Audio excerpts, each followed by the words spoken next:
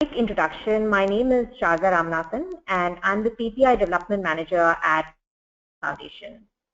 Also on this call is Judy Pichi, who is the Director of Social Performance Management at Domain Foundation. So as you know, we had to actually reschedule this webinar due to some audio issues that we had the last time around. So thanks again for your patience and for joining us this time.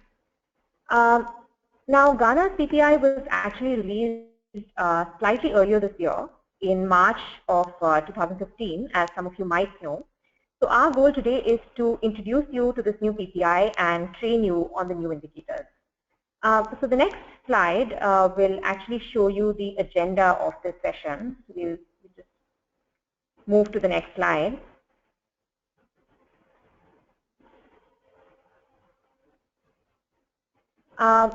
So this is a quick look at the agenda for today's session. So we will cover an introduction to Ghana's new PPI and the interpretation of the new indicators for Ghana.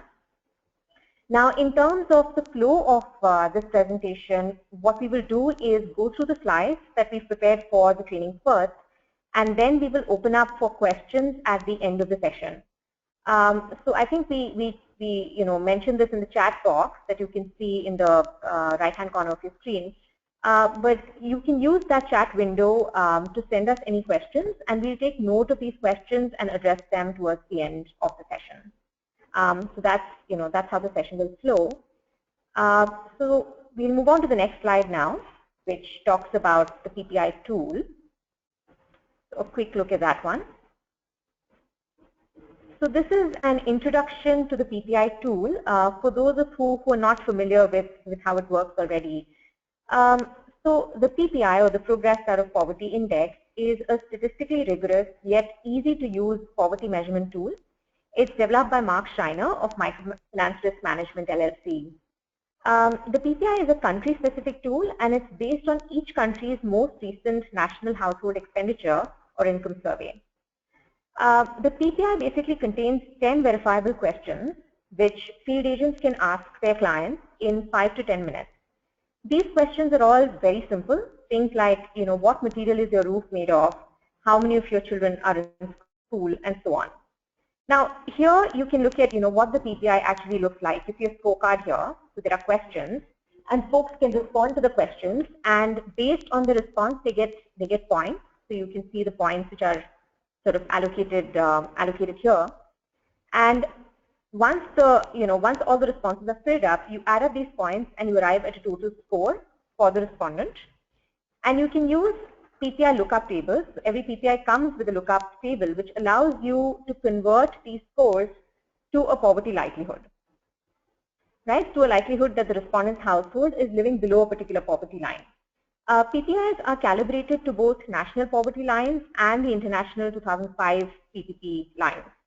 So based on the score of 30, for example, you can see that this particular household has a 15.9% probability of being below the $1.25 per day 2005 PPP line.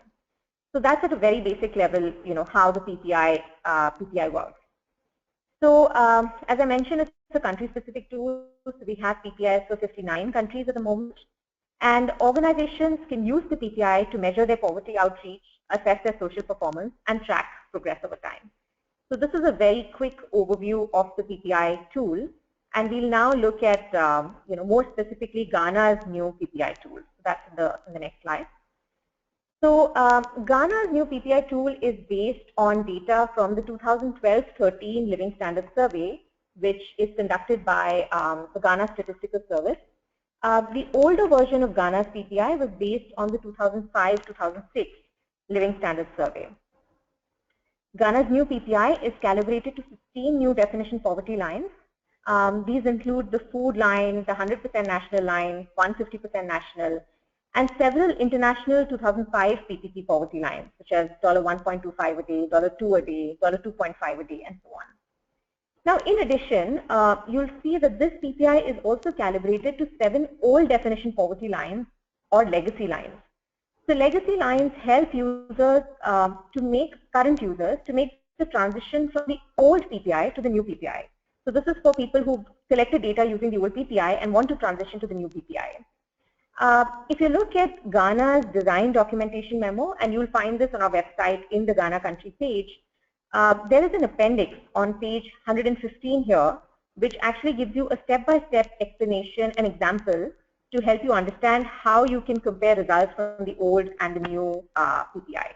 So for those of you transitioning to the new PPI, we'd encourage you to actually look at that section. Right. The indicators in Ghana's new PPI are based on a balance of some key criteria. The first is correlation with poverty. Obviously, the indicators need to have a strong correlation with poverty. Two is ease of collecting, answering, and verifying.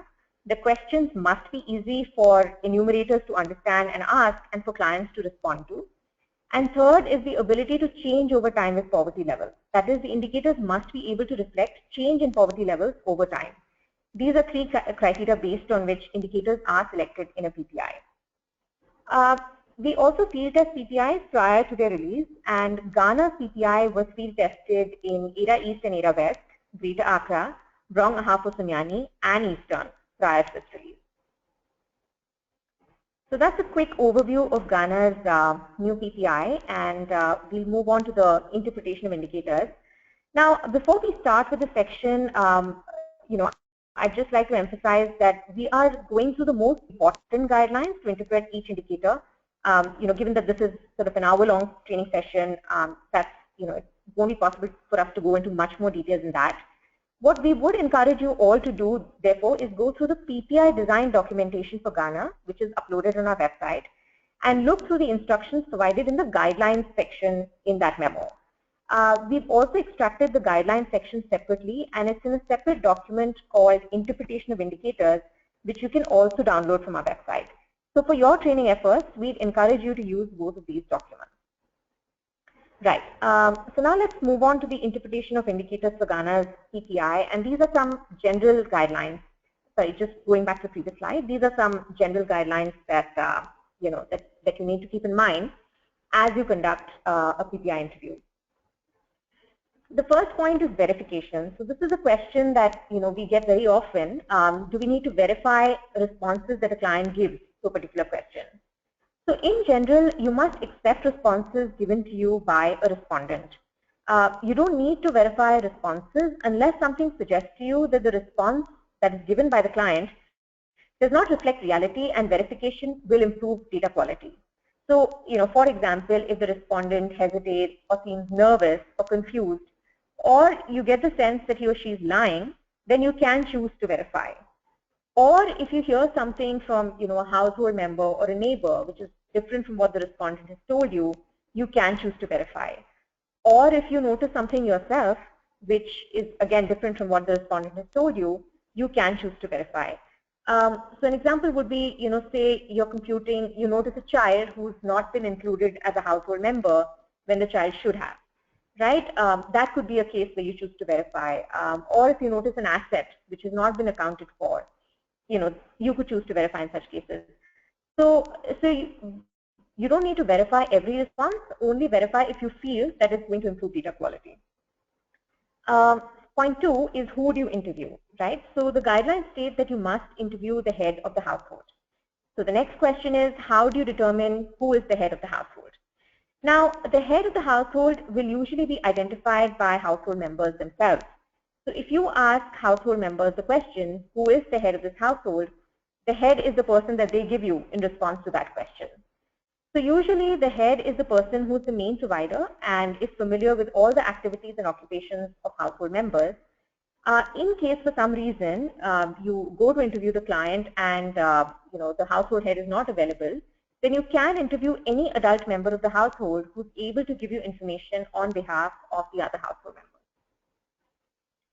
Now we come to some things which you must not do in PPI interviews. The first one is, do not read out response options to the respondent. So the way you conduct the interview is that you read the question and then you must wait for a response from the client. If the respondent asks you for a clarification, hesitates or seems confused, you can read the question again, or you can provide additional assistance based on what the guidelines tell you. Point two, do not paraphrase questions. Read them out exactly as provided in the questionnaire. Don't attempt to frame them in your own words. That's important to note. And the third point is probably the most important for an organization. If an issue arises here, which is not addressed in the guidelines which are provided in Ghana's PPI documentation, you must leave its resolution to the unaided judgment of individual enumerators. What this means is that you must not create or propagate your own definitions and rules for use by staff. You must restrict yourself to what the guidelines say. Now, organizations do come back to us and say that, if they don't offer additional standard guidelines, sometimes it leads to variances in responses which are captured by individual enumerators. And that's a valid question. But, what you must remember is that we're trying to replicate the conditions under which the 2012 GLSS survey was administered by the Ghana Statistical Service, because that's the survey upon which the PPI is based. Now, if you do it this way, then responses which are marked down may not be consistent across enumerators, but at least the type of inconsistency will match what you had in the original survey. Essentially, we're trying to mimic the original survey, so we cannot offer any guidelines or rules beyond what was offered in the original survey. This, to our mind, is actually the most important point that organizations must keep in mind as they start administering the PPI. Moving on to the next slide now, and this goes into detail on individual, the next few slides will go into detail on individual questions. The first question in Ghana's PPI asks, how many members does this particular household have? Now, to answer this, we have to look at the definition of household as mentioned in the guidelines. So a household is defined as, it consists of a person or a group of related or unrelated persons who live together in the same housing unit, who acknowledge one adult male or female as the head of the household, who share the same housekeeping and cooking arrangements and are considered as one unit. So that's a long definition. So let's look at, what are the key points that you need to remember from that definition. Household members can be related or unrelated. They need to live together in the same housing unit. They must acknowledge one adult male or female as the head of the household. They must share housekeeping and cooking arrangements. And they must be away from the household for less than 6 of the last 12 months. So these are the rules which you must apply to determine if someone is a household member or not. Now, one point to note about this particular question is that you must not ask this question to the household, to the respondent. You must not ask the respondent how many members does your household have, because there's a good chance that you will go wrong and end up, excluding certain members who should be counted, or including some members who should not be counted. So what you need to do is, you will notice that among the documentation that we provided, there is a backpage worksheet. You must use this backpage worksheet to answer the question. And this is what the backpage worksheet actually looks like, right? So it's, it's these columns. So what it does is, for every member of the household, you must note down their name, age, ask the question, how many months of the past 12 has this person been away? Right now, some folks may not have been away at all, and that's fine, but you must still record it. And then you must try and apply these rules and determine if the person is a household member or not. So if the person is a household member, you say yes. If the person is not a household member, you say no. The last column, asks about, whether they're school-going children, but that's actually the second question, so we'll ignore that for now. So this is the column that, you need to keep in mind. So at the end of it, once you fill this up for all the members, you just count the number of yeses, and those are the number of actual household members. Right? So this is the sheet that you must use to determine household members. Again, please do not ask the question directly to the respondent. We also recommend that you record household members in a particular order. Right? So you start with the head of the household here, and then you follow it up with his or her immediate family. By immediate family, we mean spouse and children. Right? Then you include related persons. So these are, extended family members who may be living in the same residence and taking their meals to the household. And then you include unrelated persons, such as helpers, nannies, etc., who may be, living in the same dwelling and taking their meals to the household. And finally, include any people who slept under the same roof during the night preceding the interview, even if they do not normally live with the household. This is because once you apply the rules, you might find that they actually are household members. So if you record members in this order, the idea is that you will not miss out anybody. Again, as a risk of repetition, please do not ask this question directly to the respondent. In large families in particular, there's a good chance of someone getting missed out. Use this backpage worksheet to determine the answer to the question. The next slide, goes into a little bit more detail about household members. So we'll just move on to the next one. So, there are few points to remember here. In general, a household will consist of a man, his wife, children, and probably some other relatives, or help who might be living with them. Now, you can have large family houses where there are several generations of relations living together. Please don't automatically assume that the entire extended family members form one large household. You need to apply the rules that we saw in the previous slide to determine household membership. So in particular, keep in mind that sharing meals is not the same as sharing housekeeping and cooking arrangements, right? That sharing meals alone may not indicate that someone is a household member. Also, more than one household can live in the same residence. You could, for example, have two people who are living in the same residence, but they don't share housekeeping and cooking arrangements. In this case, you must consider them as two different households. So more than one household can live in the same residence, but the reverse can't happen. You can't have one household living in two residences. Now we look at some examples and try to determine if they should be considered as household members or not. So first, let's take lodgers, right? So are lodgers to be considered family members or not? So if the lodger sleeps and eats at least one meal a day with the household, then you must consider the lodger a member of the household. How about house helps? So again, if house helps and their families as well, if they eat and sleep with the employer's household, then they should be considered as part of the employer's household. Now, how do you handle a case where someone has multiple wives?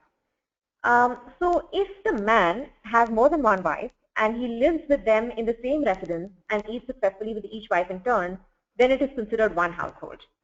However, if a man does not live in the same residence as his wife or wives, then they're considered as separate households. In this case, you must include children in the household in which they sleep. So let's take an example. Assume that a man and his wife live in different residences. And they have two sons. The two sons eat in their mother's residence but sleep in their father's residence. So in this case, the children must be included in the father's household and the mother must be listed as a single person household. So that's how you deal with situations where someone has multiple wives. And extended families, as I mentioned above, you need to apply the rules. Don't assume automatically that just because they're related, their family, their household members, they may not be. So you need to look at that before you, make that decision. Again, I will emphasize that to be considered a household member, a person must eat and sleep with the household and have been away from the household for less than 6 of the past 12 months. There are some exceptions to this 6-month rule, which we'll see in the next slide. So these are the exceptions to the 6-month rule that you see here. The first is the head of the household. So what this means is that the head of the household is always a member of the household, even if he or she has spent more than 6 of the last 12 months away from the household. So again, to refresh your memories, the head of the household is the person who is accepted as such by the other members in the household. The next exception is an infant. So an infant who is less than 6 months old and the child of a household member, because obviously if the infant is less than 6 months old, then the infant could not have spent 6 of the last 12 months in the household. So this is considered an exception. Persons who were members of who were not members of another household while they were away. So in this case, they should be considered as members of the household, even if they've been away for more than 6 of the last 12 months, provided they've not been members of any other household in their time away. And persons who intend to be the household for at least 6 months, counting since their arrival. So this means they may not have spent 6 of the last 12 months with the household, but they fully intend to. Then in this case, you must consider them members as well. So these are some exceptions that you must remember to, to note as you're determining membership to the household. Great. So that's about question 1. We'll now move on to the next slide, which talks about question 2. And this question asks, are all household members ages 5 to 17 currently in school? Again, you must use the Backpage worksheet to determine this answer. Maybe we'll quickly go back to the slide which had the Backpage worksheet so you can look at it. Yeah, so if you look at the Backpage worksheet, you'll see the question here, right? It says, if name is a household member between 5 and 17, is he or she currently in school? Again, you can mark either no or yes in response to this question. And once you've completed this entire sheet, you can just add up the number of yeses and get the answer to this question. So we'll go back to question 2 and look at the other, guidelines here. So that's what it says. It says use backpage worksheet to determine the answer. Don't ask this question directly to the respondent because the chances of going wrong again are quite high. Next, you must include full-time education in an educational institution. Now, what type of educational institution are we talking about here? The guidelines provide several examples of the kind of institutions that are counted. These include, nursery, kindergarten, as well as your technical, agricultural colleges or universities, middle schools. So, similar type of schools where a person spends at least 4 hours a day receiving general education. So it's got to be full-time education of at least 4 hours a day, and the emphasis is on general education, not vocational skills or trade training. Also, when you're trying to determine the age of the person, measure the age in completed years. So by completed years, we mean the age as of the person's most recent birthday. So the do nots for this question are, do not ask this question directly, and do not include night schools and preschools. Like I said, the focus is on general education. Also, do not include, on-the-job training establishments, things like commercial bank training school, labor college, or night schools and trade schools like catering schools, motor driving schools, adult literacy schools. So these should not be included when you're determining, whether the person is going to school or not. So that is question number 2. We'll move on to question 3, which deals with literacy of the male head or spouse. So the question asks, can the male head or spouse read a phrase or sentence in English? Now here you actually need to evaluate the male head or spouse's literacy in English. In order to do so, administer a flashcard with the sentence, the child is reading a book. The male head or spouse must be able to read the sentence in full for you to mark the response yes.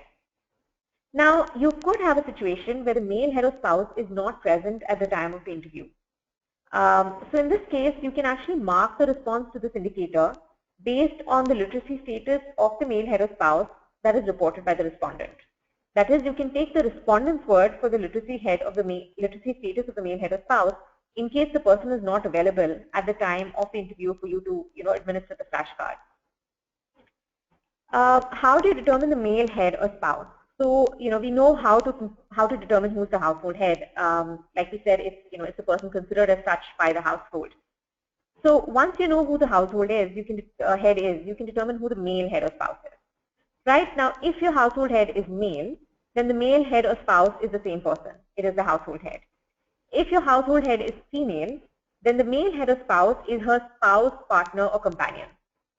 And if your household head is a female with no spouse, partner, or companion, then the male head or spouse is actually considered to be non-existent. Right? If you look at the response options to question 3, option B actually says no male head or spouse. So, in this case, if your household head was a female with no spouse, partner, or companion, that's actually the option that you would have to choose here. So right, so this is question 3, which deals with literacy of the male head spouse. Let's move on to question 4 now. Right, so question 4 talks about the main construction material used for the outer wall. In terms of to-dos for this question, ask the question of the respondent. In particular, don't observe what you can see of the outer wall and mark a response based on your own observation. You need to ask this question to the client. Now, if the outer walls of the dwelling are composed of several materials, right? Let's say one part of the wall is bamboo, another part is earth, another part is concrete. You must choose the predominant material. Remember, the question asks you what is the main construction material. So that word is quite key. You must report what is the main material that is used. In terms of do not, yeah, we've covered that already, which is do not mark the response based on your own observation. You need to necessarily ask this question of the client. Right. Moving on now, the next question talks about toilet facilities. And the guidelines offer some clarity on the terms used in the response option. You see, there are a lot of terms which are used in the response options. So the guidelines offer some clarity on what these are. Option A, for example, says no toilet facility, bush or beach.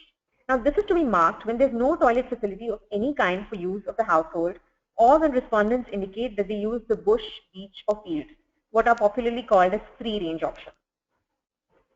Option C and D in this question both refer to something called KVIP. KVIP stands for Kumasi Ventilated Improved Pit Latrine. So this is a pit latrine with a ventilation system. The guidelines also clarify what is meant by a private toilet and a public toilet. A private toilet is one that is used exclusively by the interviewed household and is not shared with members of any other household. A public toilet, on the other hand, is one that is shared by the household with members of other households. Now, options A, B, and D. So these options are, option A is none, bush, beach. Option B is pit, latrine, or bucket pan. Option D is KVIP or WC. These three options pertain to private toilet arrangements, while option C, which is public toilet, pertains to public toilet arrangements. So that's something that you must note as you're recording responses to this. Now, you'll also see that against option C, there are three examples of public toilet arrangements mentioned: WC, KVIP, and pit pan. These are explicitly mentioned as examples in response to option C. Option C, however, covers any type of public toilet arrangement. It's not restricted to just the three that are mentioned as examples there. So that is on the toilet facility question. We'll now move on to slide 14, which talks about the main fuel used by the household for cooking. And this is actually a question that came up, while we were testing the PPI, which is that, we have cases where respondents are using multiple fuels. So if you have a situation where respondents are using multiple fuels, you must attempt to probe for the main fuel that is used. Again, the word main is quite key here because that is actually mentioned, specifically in the question. So if the respondent tells you there are different fuels used, ask what is the main one that is used by them. Right. Now we'll move on to the next few indicators, and these all pertain to asset ownership. So question 7 asks, does any household member own a working box iron or an electric iron? Right, so a few do's for this question. You can count electric irons that are not currently used due to a lack of electricity as working. If the respondent answers yes to this question, you must include them. If the respondent hesitates and says, okay, hey, I have an electric iron, but it's currently without a source of electricity, should I include it? Then indicate to the client that you can count it as long as it is in working condition and it would have worked if it was connected to an appropriate source of electricity. Right? In such cases, you can include the the electric iron. You can also count working box irons or electric irons that are used partly or exclusively in a business run by the household. That means it's not necessary that they're used for personal use alone. Even if they're used for a business, you can include them. However, you must not include working box irons or electric irons that are jointly owned with members of more than one household. These are not to be counted as owned by the household that's being interviewed.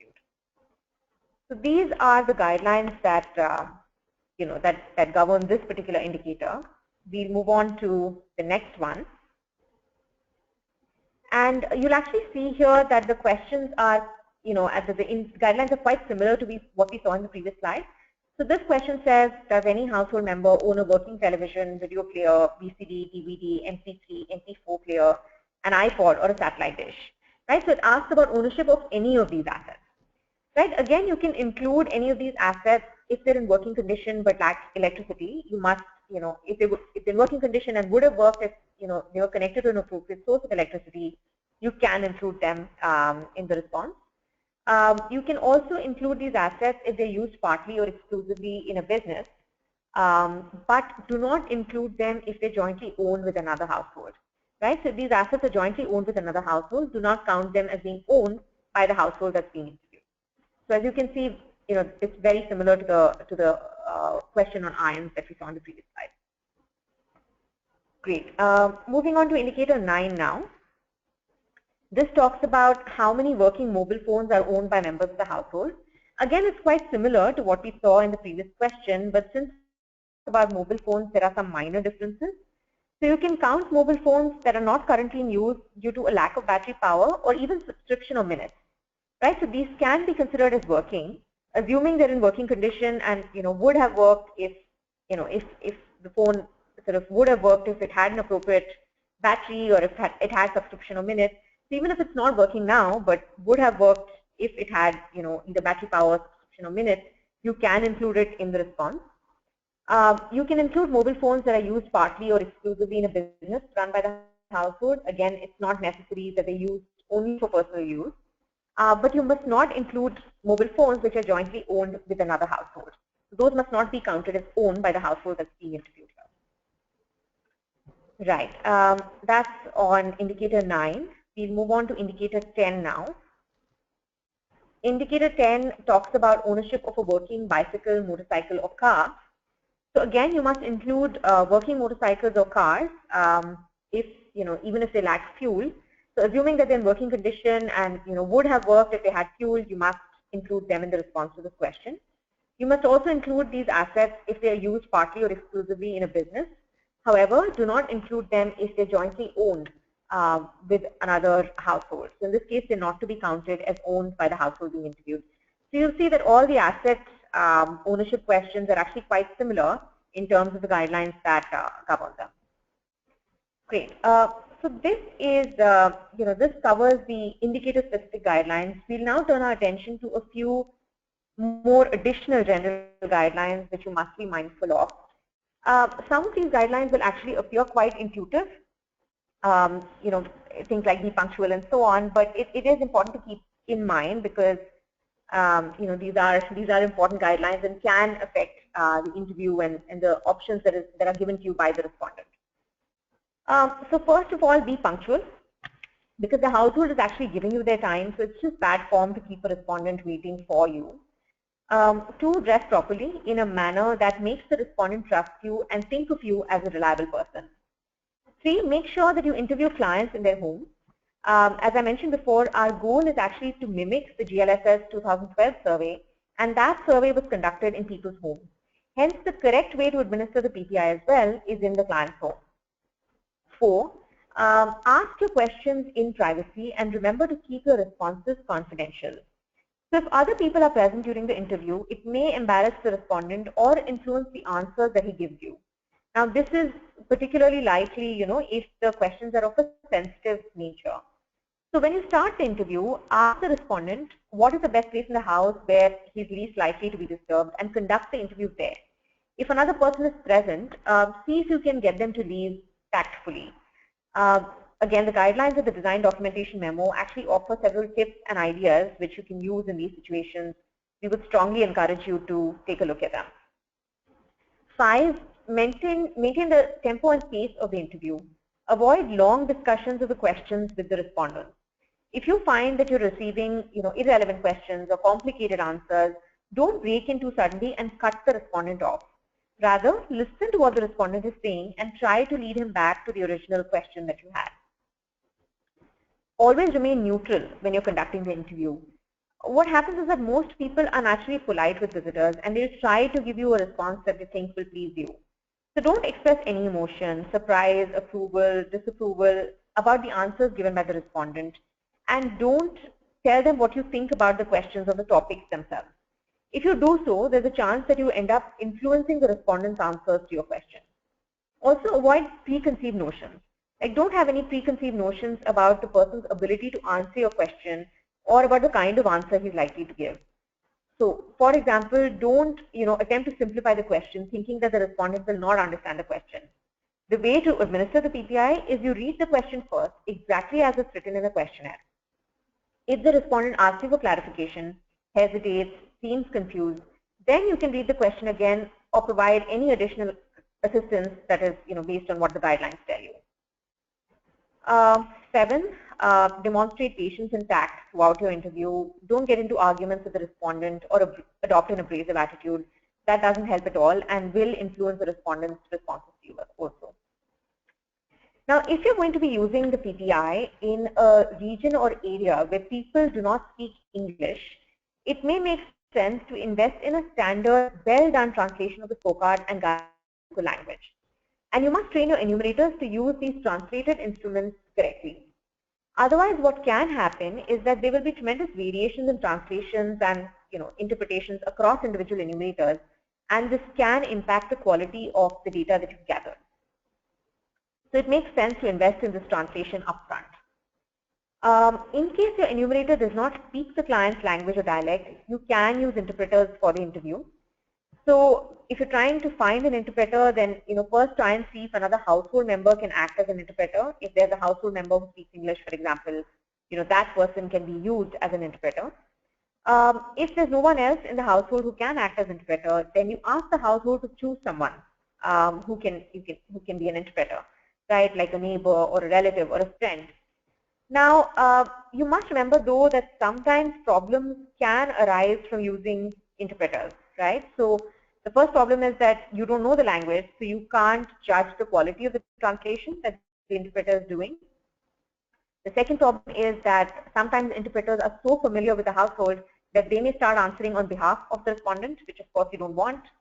Or if the interpreter is of the same community as the respondent may hesitate to answer some questions, feeling that the interpreter will tell others in the community. So there may be a certain reluctance in the respondent's answers to your questions, which again is not ideal. So these are all situations that can come up if you use interpreters. So in the guidelines, we have some tips and ideas on what to do in such situations if you encounter them. So we'd ask you to look at those as well. So that is, I think with this we've covered the guidelines for the PPI. I will now open up for questions at this point if you have any. I don't see any in the chat box, but if you have questions, please feel free to ask, and we'll respond to them now. Sharada, there are a couple questions that came in earlier in the question section, and I'll go ahead and ask you a couple of those now and give other folks time to answer or ask other questions. And if you can't type in your question and you want to raise your hand, I'll unmute you and you can ask the question. So the first question was, why are there only 10 PPI indicators? Right. That's a good question. And in general, we find that we're always trying to maintain a balance between the precision and accuracy of the PPI and its ease of use. Because if you have very complicated questionnaire, it becomes harder and harder for practitioners to actually administer them and ensure the quality of data that they're capturing. So what we try to do is we try to limit the number of questions in a PPI to about 10 to make sure that it's also easy for users to use. And we also document in the design documentation what the accuracy of the PPI with those 10 questions is. So even in case of Ghana, that has been done, and you can take a look at it. But that's in general why we try to limit the number of questions. And Mark Schreiner, the developer of the PPI, is also on this webinar, so I'm going to unmute him in case he wants to add anything to this conversation and to the answering of the questions. So the next question was, why not include indicators related to climate change, since we know that in developing countries, climate change and poverty are linked?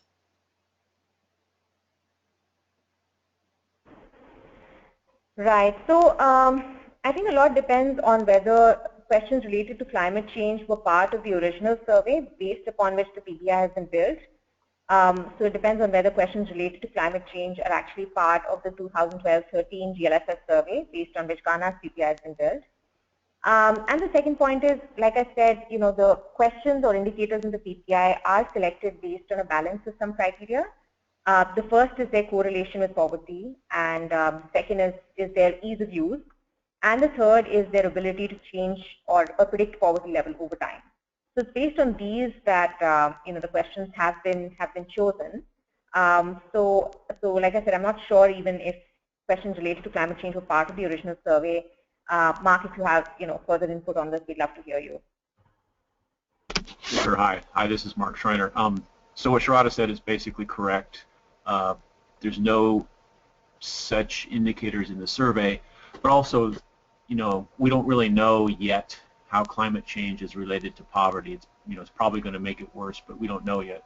So it'd be pretty hard to give points based on, I guess, would be area of the country. Maybe the drier area would get different points than the low-lying wet areas.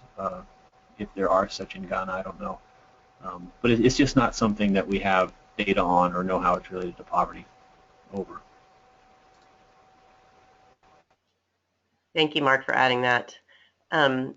The next question is about some confusion related to the male head of household literacy. Why, can you explain why male only?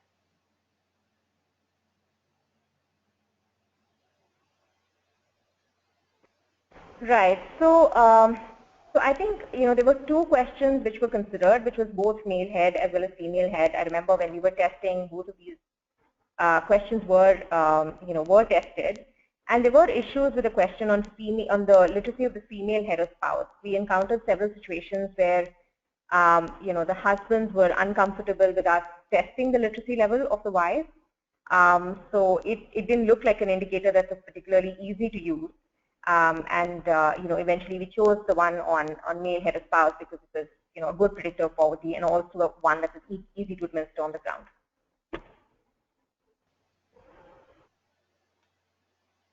Okay, there's another question then. Am I correct in assuming all of the enumeration guidelines that you have outlined are exactly the same as the Ghana LLS survey enumeration manual?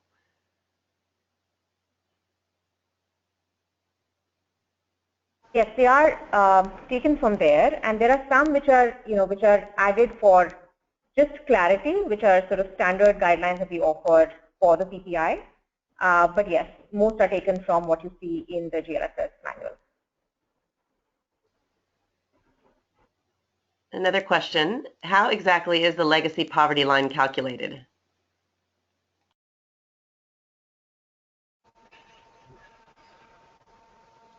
This is Mark. That's not really something I can explain in this forum, but in the documentation in section 2, it does describe at a high to medium high level how that's found. But the main point is this defined by Ghana's statistical ministry, which I forget their exact name, but it's defined by the Ghana government. We just picked that poverty line up and used it as it is. Over.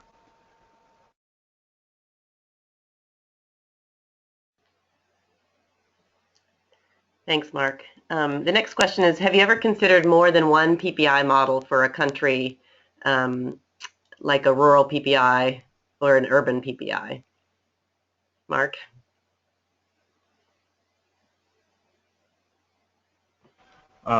Sure. In Ghana, they have a big enough survey that's likely possible. My view is that that's something that we just haven't had funding for, but it's possible to do if there's demand for it and someone can back that demand up with some funding. I don't know if that's the Grameen's official position, but that's my view.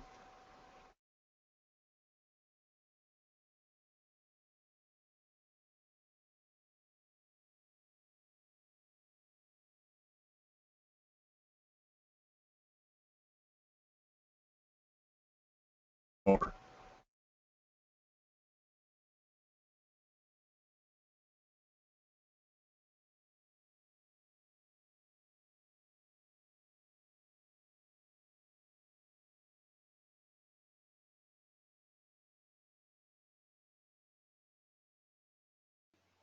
Oh, sorry. Next question. In your experience, is it always better to have Ghanaian staff administer the survey instead of foreigners?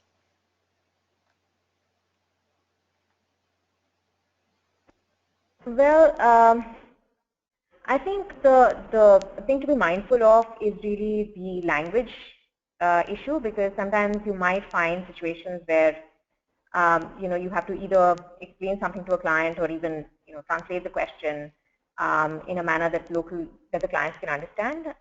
So that might be a factor that organizations have to be mindful of. We won't say one against the other, but I think it really depends on on the ability to communicate with the client effectively. Okay, next question. Do PPI measurements ever include occupation revenues and savings?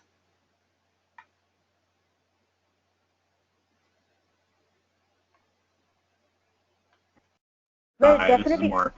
Yeah. Sorry. So sometimes it includes occupation, although we generally find that unless the question is just, are you a farmer or not a farmer, it's difficult to put people in occupational categories, although sometimes we still go ahead and include that. Questions about income, no, those are extremely difficult to ask and answer with any accuracy. The Ghana Living Standards Survey, has 50-some pages, and most of those are about measuring income and expenditure, and the whole point of the PPI is to avoid that.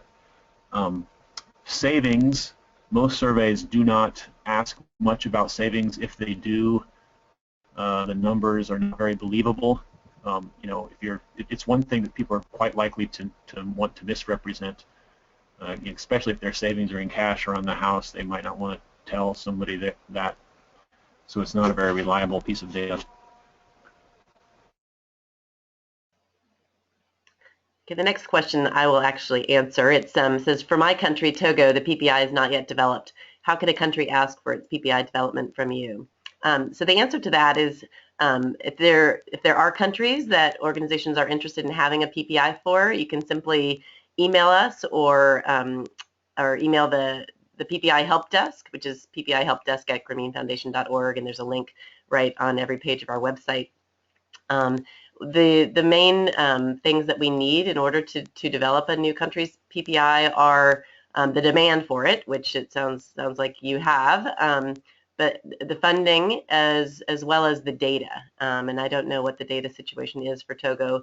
We can look into that, but I will also mention that we are in a transition with the PPI, and we're in the process of creating a long-term model that will provide sustainable funding for it, so that we can be updating country PPIs and develop new ones on a regular basis. And prioritization of that will come from a steering committee that is put together from the members of this new model, which is currently being called the PPI User Collective.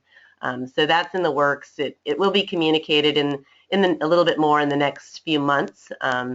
But we're doing that and able to ensure that we can continue updating and developing new PPIs on a regular basis, rather than ad hoc whenever funding is available from a particular interested party. So then the next question is if it's pretty clear the respondent is providing inaccurate information, do you still record and use their response?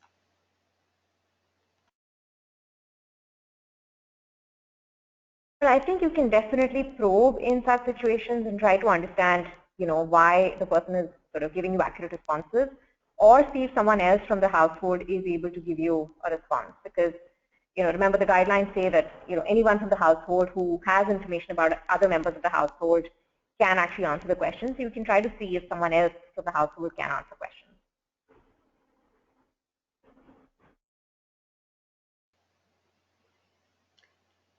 Another question is, how can more than one household own one working iron or mobile phone? Yeah, so what we mean there is it's kind of shared. It's maybe jointly owned.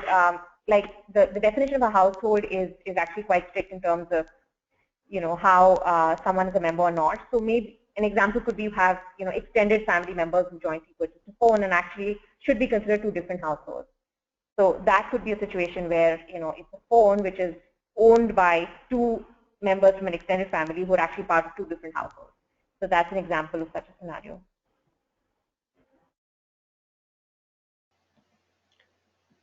It looks like that is all of the questions that came through. I think I will just go ahead and unmute everyone. If you want to stay muted yourself, feel free. But just in case, since we have 5 more minutes, if there are any additional questions or comments to be shared, we can just open it up. Otherwise, we'll go ahead and end a couple minutes early. Thank you. I don't care. You will be receiving a just very brief survey after this webinar. We're very interested in getting feedback. This is something new that we're doing when new PPIs or when updates are coming out. And so we're interested to get feedback from everyone as to how we can continue to make these more useful and continue to get more technical assistance with our users.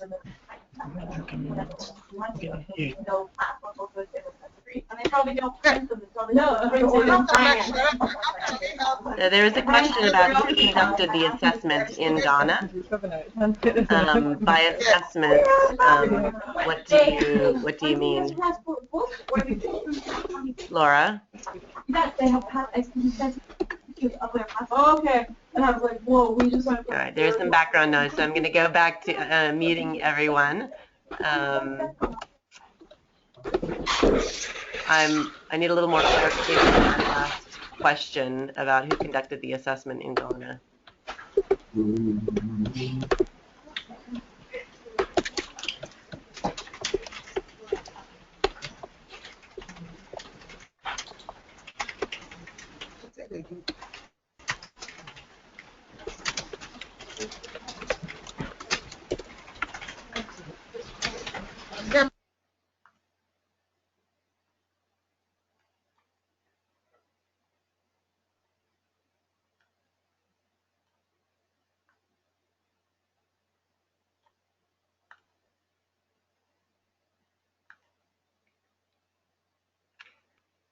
Okay, well, it seems we don't have any more questions. So with that, we will end the webinar. We will be posting this recording on our website on the Ghana country page, and we'll try to make sure to send around that link to everyone that registered for this webinar. Sharada, anything else? No, nothing to add. Again, thanks to everyone for joining. And if there are, follow-up questions, please feel free to reach out to us, and we'll be happy to answer them. And you can reach out to us at fcm@remainfoundation.org. So, yeah. So in case there are any questions that come to mind later, please do feel free to write them to us.